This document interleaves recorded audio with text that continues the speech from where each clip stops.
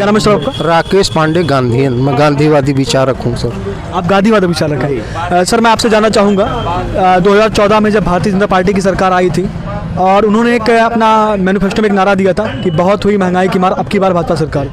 तो क्या महंगाई भारत में कम हुई है? नो, महंगाई भारत में कम नहीं हुई है बल्कि बढ़ी है। और जब 14 में ये नारा दिया गया था कि मोदी जी आएंगे तो जैसे लगता था कि राम राज्य, महंगाई ख़त्म हो जाएगी, बेरोजगारी ख़त्म हो जाएगी, भ्रष्टाचार ख़त्म हो जाएगा, काला धन आ जाएगा और युवाओं को रोज़गार मिलेगा, एजुकेशन और मेडिकल में सारी लोगों को सुविधाएं मिलेंगी। लेकिन मुझे देखने में ऐसा नहीं लगता कि किसी भी तरीके में सुधार हुआ है। एजुकेशन महंगा हुआ है, स्वास्थ्य महंगा हुआ है और दूसरी चीज़ महंगाई और भ्रष्टाचार बहुत तेज़ी से बढ़े हैं। और बिहार सरकार को अगर मैं देखता हूँ कि जहां उसने 2 महीने के अंदर 2-2.5 लाख नौकरियां दी हैं, उत्तर प्रदेश के 40-50 हज़ार नौजवान वहां रोज़गार पा रहे हैं। उस हिसाब से अगर देखा जाए वहां के क्षेत्रफल और सारी चीज़ों को देखते हुए तो यहां 20,000 नौकरियां खाली हैं। लेकिन मैं समझता हूं कि उत्तर प्रदेश के बेरोज़गार आज भी रोज़गार के लिए भटक रहे हैं। तो पूरे देश में यही हालात हैं जहां बीजेपी की गवर्नमेंट है, कहीं भी रोज़गार के अवसर नहीं मिल रहे हैं। इससे मुझे बहुत तकलीफ़ है।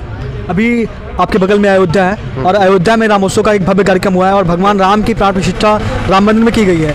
इस विषय पे आप क्या कहना चाहेंगे? बिल्कुल ठीक है। 500 सालों बाद राम मंदिर का वहाँ प्रतिष्ठा हुआ है, राम वहाँ विराजमान हुए हैं। इससे हिंदुओं में और एक समाज में एक उल्लास है, इसमें कोई दो राय नहीं है। लेकिन इसका जिस तरीके से राजनीतिकरण किया गया है, जिस तरीके से इसमें राजनीति की जा रही है, मैं प्रधानमंत्री जी को सुन रहा था, मोहन भागवत और मुख्यमंत्री जी को सुन रहा था। इन लोगों ने अपने भाषण में पूरी तरीके से राजनीति को डाल दिया है। इन्होंने बताया कि मैंने क्या क्या किया है और क्या होना चाहिए और इस तरीके से इन्होंने पूरा राजनीतिकरण कर दिया है वहाँ भाषण में। और राम की जो प्रतिष्ठा हुई है इससे हिंदुओं में ज़रूर उल्लास है। बस्ती है और बस्ती भगवान राम के गुरु वशिष्ठ की नगरी मानी जाती है और लगातार भारतीय जनता पार्टी द्वारा ये दावे किए जा रहे हैं। यहाँ के वर्तमान सांसद जो भारतीय जनता पार्टी के हैं ये दावे कर रहे हैं कि बस्ती में लगातार विकास हुए हैं और लगातार रोजगार मेला भी यहाँ पे लगाया जाता है। तो मैं आपसे जानना चाहूँगा कि बस्ती की स्वास्थ्य व्यवस्थाएँ और जितनी भी रोजगार के माध्यम है उनमें क्या सुधार हुए हैं? बस्ती में जिस तरीके का ढिढोरा पीटा जा रहा है भारतीय जनता पार्टी के सांसद या भारतीय जनता पार्टी के लोगों द्वारा, यहाँ विकास का कोई भी पैमाना बस्ती नहीं छू पाया है। किसी भी मापदंड पर उत्तर प्रदेश के बस्ती में तो कुछ भी नहीं है। एजुकेशन के हालात ये हैं कि बस्ती ज़िले में जो प्राइमरी स्कूल हैं वहाँ बच्चों को किताबें समय से नहीं मिल पा रही हैं, उनको जो जूते हैं, उनके जो यूनिफॉर्म है सरकार द्वारा दिए जाने की घोषणा की जाती है वो नहीं मिल पा रहे हैं, बच्चों के वजीफे बंद कर दिए गए हैं। ये सारी चीज़ों में बहुत बुरा हाल है। स्वास्थ्य के बारे में बहुत बुरा हाल है। अस्पतालों में दवाएं नहीं है, डॉक्टर नहीं है। बस्ती ज़िले में, बस्ती के जिला अस्पताल में 50-60 डॉक्टरों की जगह है, लेकिन आज मुझे आप पता करेंगे तो 10 डॉक्टर से ज़्यादा बस्ती में नहीं है।